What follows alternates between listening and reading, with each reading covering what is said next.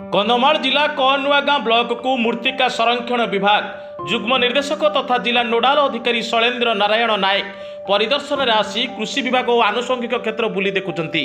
उक्त परिदर्शन कार्यक्रम में मिलेट मिशन मांडिया बिक्री निमंते सचेतनता रथर शुभारंभ मांडिया मंडी में विहन तदारख और कंजामेंडी पंचायतर सत्यवती प्रधान को समन्वित कृषि कार्य जहाँकि 100 देशी किसम कुकुड़ा 20टी बतक 80टी लिंब गछ 40टी कदली गछ 12टी लेंबू 80टी सपुरी और 5टी छेली और जियाकुंड आंब बगीचा बुली देखा सहित जनहिताधिकारी सरकारी सहायता परामर्श और कृषि कर्मचारी सहभागिता उपर आलोचना कर पचारि बुझीथिले। एही परिदर्शन पर जुग्म निर्देशकों सहित मुख्य कंधमाल जिला कृषि अधिकारी तुषारकांति सामल उपप्रकल्प निर्देशक आत्मा अनिल प्रहराज उप मुख्य उद्यान कृषि अधिकारी रमाकांत गिरी PD water shade Prashant Kumar Tripathi APD Ramakant Parida Baliguda ADH Devprasad Routray एएचओ Nilachal पंडा और बीएओ विभुपद दास अंशग्रहण करथिले।